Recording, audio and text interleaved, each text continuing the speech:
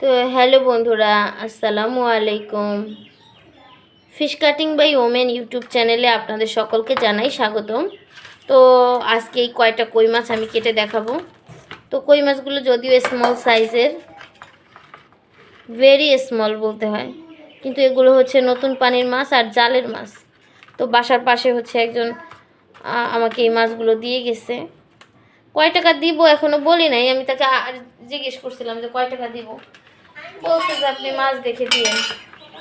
আইসো ওইখানে রেখে দাও, যাও টেবিলের উপর রেখে দাও, আমি ঠিক করে রাখবো। তো সে আমাকে টাকার কথা আমি জিজ্ঞেস করছি, কিন্তু সে কিছু বলে নাই কয় টাকা কি দিব। তো ভাবতেছি গরিব মানুষ, আমিও যে বাড়ি বড় লোক তা না, তারপরে বেচারারা গরিব মানুষ মাছগুলো না খেয়ে বিক্রি করে দিচ্ছে যেহেতু। তো তাকে আমি ভাবছি 100 টাকা দিয়ে দিবানে। মাছগুলো আমার অত বেশি পছন্দ হয় না, যেহেতু মাছগুলো একটু ছোটো ছোটো সাইজের ছিল।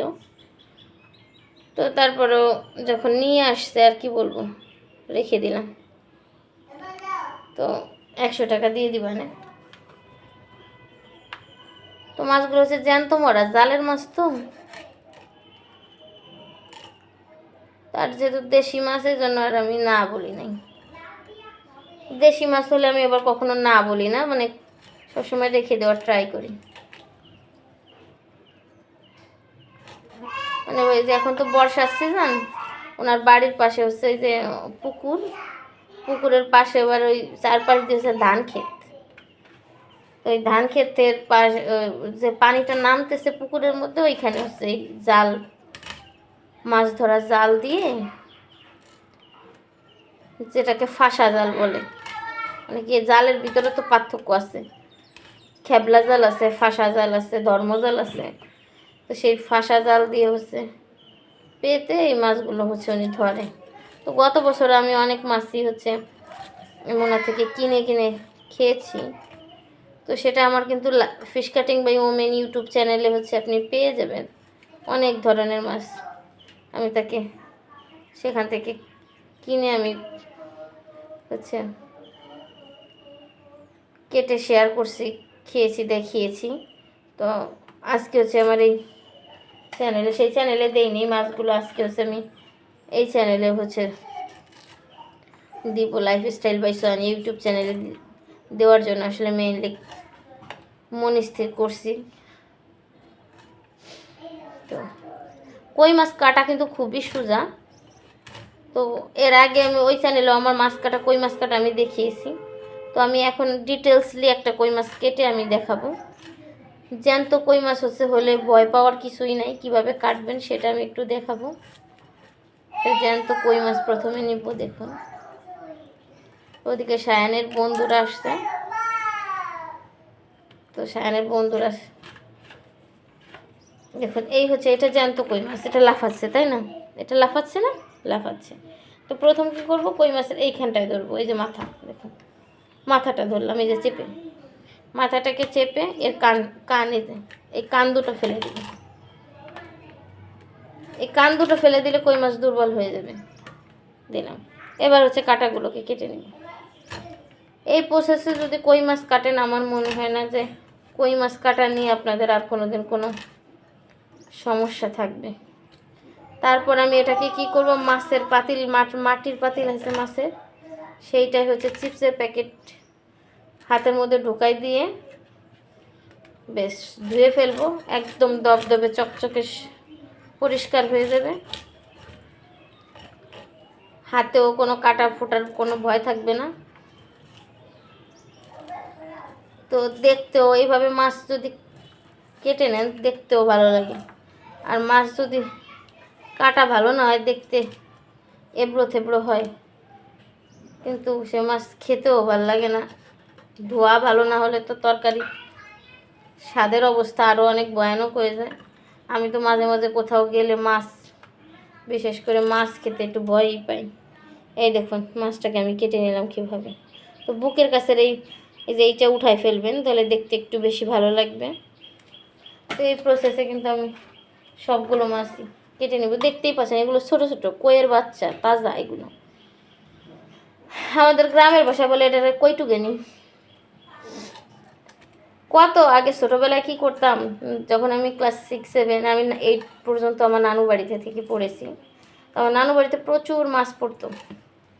তো যখন বর্ষার মানে বৈশাখের পরে জ্যৈষ্ঠর দিকে যে ঢলটা নামতো, জ্যৈষ্ঠ আষাঢ়ে, জ্যৈষ্ঠতে ঢল হইতো না আষাঢ়ে, তো তখন হচ্ছে নানুদের বাড়ির উত্তর পাশে একটা পুকুর ছিল। সে উত্তর মোড়ের পুকুর বলতো। তো ওই পুকুরের পানি, ওই পুকুর আবার কখনো সেচতো না, মানে সেচতো না বলতে ওই পুকুরের পানি কোনো সময় খেয়েছে, সব মাছ ধরতো না। তো তখন হয়তো কি, ওই যখন বৃষ্টি হইতো পানিটা উপচে যেত, আর ওই পুকুরের যে মাছ ছিল ডিম ছেড়ে ওই এরকম কইয়ের বাচ্চা, এরকম ছোটো ছোটো বাচ্চা হইতো। তখন ওই কই মাছ সব পানি যখন মানে পানি ভরে, ওই পাট ছিল আবার মাঝখানে, ওই পাটের জমি দিয়ে পানি উপচে উপচে এসে এই পাশের দক্ষিণ পাশের পুকুরে এসে পড়তো। তখন যেই জায়গা দিয়ে মেইন স্রোতের মতো বয়ে আসতো পানিটা, ওইখান দিয়ে হচ্ছে এই কই মাছ আসতো প্রচুর বেগে, ঝাঁক ধরে ধরে। তখন কি করতাম আমরা, যে ডিম হচ্ছে তখন এই যে নানুর একটা যে এমনি আমাদের যে মশারি টানে আমরা ঘুমাই, ওই মশারিরই একটা মশারি ছিল পুরান, ওটা ব্যবহার করতো না। তো ওই মশারি একদিন করছি আমি আর আমার ছোটো খালা দুজনে মিলে সেই মশারি হচ্ছে দুই পাশে টানায় রাখছি স্রোতের মুখে, যে জায়গায় পানি নামতেছে। পরে 1 ঘন্টা পরে আইসে দিই এত কই মাছ, মানে কেমন সাইজ দেখাবো, এই যে এই সাইজের, এরকম এই সাইজের থেকে ছোটো, 1 বালতি কাপড় ধোয়া বালতি আছে না, ওই বালতির 1 বালতি মাছ, মানে না দেখাইলে সব বিশ্বাস করবে না যে এত মাছ। তখন আমি যখন ক্লাস 6-এ পড়ি, 2006 সালের কথা তখন। তো এখনও তো আর ওইভাবে মাছ পাওয়াও যায় না, এগুলো সব কল্পনা হয়ে গেছে। এখন বাচ্চাদের কাছে গল্প বললে বিশ্বাসও করবে না হয়তো বাচ্চারা, এরকম ছিল। তো যাই হোক, এই গল্পটা শেয়ার করলাম। এটা গল্প না, এটা সত্যি বাস্তব জীবনের একটা সত্যি কথা। তো নানু বাড়িতে নানু ভীষণ ভীষণ ভালোবাসতো, তাদের ভালোবাসা ঋণ কোনো দিন শোধ করার মতো না, কতটা ভালোবাসতো। একমাত্র যার নানু আছে তারা হয়তো বা জানে। ছোটোবেলায় মানে আমার জন্মের আগেই দাদা দাদি চলে গেছে, তাদেরকে আমি ওভাবে পাইনি। কিন্তু আমার নানু আমাকে অনেক অনেক ভালোবাসতো। আমার নানা আমাকে সানিয়া তো সানি বলে ডাকতো। আমার নানা 1 বছরের মতো হয়েছে মারা গেছে। আল্লাহ তাকে বেহেশত নসিব করুক, সবাই তার জন্য দোয়া করবেন। আমার অনেক কষ্ট লাগে যে আমি নানা বাড়ি থেকে পড়তাম, আর হচ্ছে তারপর আমি ইন্টারের ওই টাইমে আমি সব থেকে বেশি আমার নানা বাড়িতে বেড়াতাম। নানার অনেক আদরের ছিলাম আমি, অনেক আদর করতো। হয়তো বা তেমন কিছু দেয় নাই, অনেকে আছে বলে যে এত আদর করতো, কই কিছু তো দেয় নাই। শুধু কোনো কিছু দেওয়ার মধ্যে আদর না, আদর ভালোবাসাটা হচ্ছে মন থেকে আসে। শুধু অনেক কিছু আমাকে টাকা পয়সা এই সেই অনেক কিছু দিলে যে ভালোবাসা হয় তা না। কিন্তু আমি যদি কিছু করতে পারতাম তার জন্য, তাহলে আমি মনে হয় আরও বেশি খুশি হতাম। কিন্তু তাকে সেভাবে কোনো কিছুই তার জন্য আমি করতে পারিনি, তার আগেই সে চলে গেছে। যদি জীবনে কোনো দিন টাকা পয়সা ইনকাম করতে পারি, কিছু করতে পারি, তার জন্য হয়তো বা দোয়া তো আছেই, সবসময়ই তার জন্য দোয়া করি। তো তার জন্য হয়তো বা একটু দান সৎকার করতে যদি পারতাম, তাহলে হয়তো বা একটু মনের দিক দিয়ে ভালো লাগতো। আর এখন আছে আমার মা, আমার বাবা এখনও আছেন, বাবা অসুস্থ। তো মেয়েরা হচ্ছে বিয়ের পরে শ্বশুর বাড়িতে চলে আসলে, শ্বশুর বাড়িতে দেখবেন হাজারো কিছু থাকুক, হাজার ভালো খাওয়া দাওয়া অনেক কিছু থাকুক, কিন্তু বাবা মায়ের ইচ্ছা অনেক কিছু দিতে ইচ্ছা করলেও দিতে পারা যায় না। কারণ নিজের ইনকাম না থাকলে স্বামীর ইনকামের উপরে, স্বামী না কিছু বলুক, শ্বশুরবাড়িরা মানুষরা সামনে অগোচরে বিভিন্ন উপায়ে বলার চেষ্টা করে তো আসলে দেওয়া হয় না, দেওয়া যায় না। আর নিজের হয়তো বা কিছু ইনকাম থাকলে নিজের টাকা পয়সা দিয়ে মারে বাবারে কিছু দিতে পারলে নিজের মনটাও ভালো লাগে। আমার মনে হয় মা বাবা যতই বলুক যে না আমাদের কিছু লাগবে না, দরকার নেই, কিন্তু আসলে তাদেরও ভালো লাগে। তো এখনও আমার আসলে ওরকম কোনো ইনকাম নেই, তাই কিছু দিতে পারি না, শুধু মন খারাপই করি, আর কিছু করার থাকে না। তবে আমি যদি কোনো দিন ইনকাম করতে পারি, আমার মাকে আমার আব্বাকে মন ভরে কিছু দিব, খাওয়াবো। কারণ আমার আব্বা খুবই সহজ সরল একটা মানুষ, তো সারা জীবন কৃষি কাজ করছে, এখন অসুস্থ, স্ট্রোক করছে, ঘরে পড়ার বলতে হাঁটতে চলতে পারে কিন্তু ওরকম কোনো কাজ করতে পারে না। তো সে কখনো কোথাও ওরকম শহরে যায় নাই, কোনো ভালো কোনো কোথাও, সত্যি কথা বলতে লজ্জা কিসে, কোনো ভালো রেস্টুরেন্টে যায় নাই, কোনো ভালো একটা ব্র্যান্ড শপে যেয়ে সে কোনো কাপড় চোপড় কিনছে, তাও সে কোনো দিন কিনতে পারে নাই। আমি তাকে যদি কোনো একটা দিন যদি রেস্টুরেন্টে নিয়ে খাওয়াই, তাকে একটা ব্র্যান্ড শপ থেকে তাকে একটা ভালো পাঞ্জাবি কিনে দেয়, আমার মনে হয় সে পৃথিবীর সেরা খুশি হবে। কারণ তার জীবনে এটা ফার্স্ট নতুন কোনো কিছু, আর জীবনে নতুন কোনো কিছু মানেই কি অনেক খুশি। সেই প্রথম দিনের খুশিটার মতো আর মনে হয় না কোনো দিন লাগে। এরপরে হাজারো কোনো কিছু দেখবেন। আমি যেমন প্রথম জীবনে যখন কক্সবাজার আসছিলাম, মানে বিচে ঘুরতে গেছিলাম, সেদিন আমি যে খুশিটা হয়েছিলাম, যে আনন্দটা পাইছি, এরপরে হাজারবার যেও কিন্তু আমি সেই আনন্দ পাই না। এখন তো মোটেও ভালোই লাগে না, দূর ওইখানে যায় কি আর দেখবো। তো প্রত্যেকটা এই জিনিসই এমন। তো আমার এই ইচ্ছাটা দোয়া করবেন যেন পূরণ হয়। আপনারা একটু বেশি বেশি সাপোর্ট করবেন, ভালোবাসবেন আমার জন্য, যেন আমি আমার এই স্বপ্নটা পূরণ করতে পারি। আমার বিয়ের পরে আমার মা 2-3 বার ঢাকায় আসছে আমার শ্বশুরের বাসায়, আমার শ্বশুরবাড়িতে। শ্বশুরবাড়ি তো গ্রামেই, কিন্তু শ্বশুর শাশুড়িরা ঢাকায় থাকে।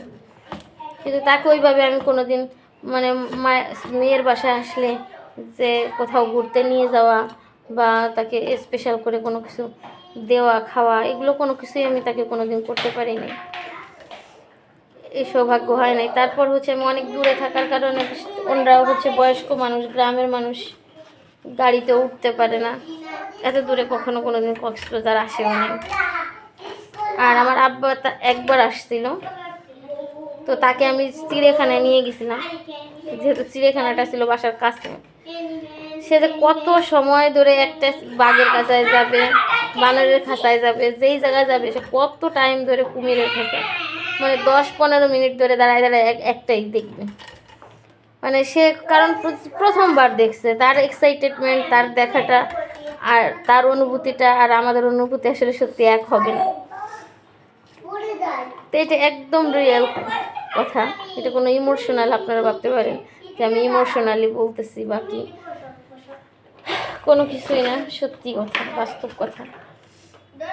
তো আমরা 3টা ভাই বোন, তো আমি হচ্ছে বড়, ছোট ভাইটা মাত্র একটু ছোটোখাটো একটা চাকরি করে, আর তার ছোটো জন তো কিছু এখনও করে না। তো আমাদের ওইভাবে এখনও কেউই আমরা ওইভাবে এস্টাবলিশ হইতে পারি নাই। আমি যেহেতু এখনও হাউস ওয়াইফ, নিজেও কিছু করতেছি না, তো আসলে তাদেরকে দেখার মতো, তাদেরকে যে ফ্যাসিলিটিটা, যে সুখটা দিতে চাই সেইটুকু, তাদের সুখ দেওয়ার জন্য তারা আহামরি কিন্তু সব কিছু চায় না, মাঝে মাঝে একটু না, তাদের একটু ভালো রাখতে পারলে নিজেদেরও ভালো লাগে,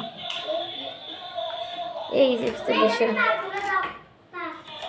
মিউজিক বাজাইও না সায়ান, মিউজিক বাজাইও না। ওর 2 বন্ধু আসছে, তাদেরকে নিয়ে এসে খেলতেছে।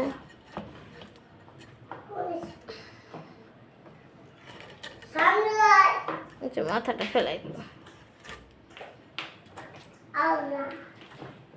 আরেকটা কাটলে শেষ। তো এই হচ্ছে, আপনাদের সাথে অনেক মনের কথা শেয়ার করি, কারণ আপনারা আমার ফ্যামিলির মেম্বারের মতো হয়ে গেছেন। যারা আমার সাবস্ক্রাইবার আছেন, যারা আমার ভিউয়ার্স আছেন, তারা সবাই আমার একটা পরিবার হয়ে গেছেন। তাই পরিবারের মানুষের কাছে তো বলাই যায় মনের কথা। এগুলো কাউকে হিট করা বা কাউকে ছোট করা বা কারণ আমি বদনাম করা, এগুলো কোনোটাই আমি করতেছি না। জাস্ট আমার মনের আফসোসটা আপনাদের সাথে বলতেছি। তো দোয়া করবেন যেন আমি খুব তাড়াতাড়ি আমি আমার স্বপ্নগুলোকে পূরণ করতে পারি। আমি আমার বলে কোনো স্বপ্ন নেই যে আমি এই করব সেই করব, আমার জীবনে অনেক চাহিদা, এগুলো আমার এগুলো একটাও নেই।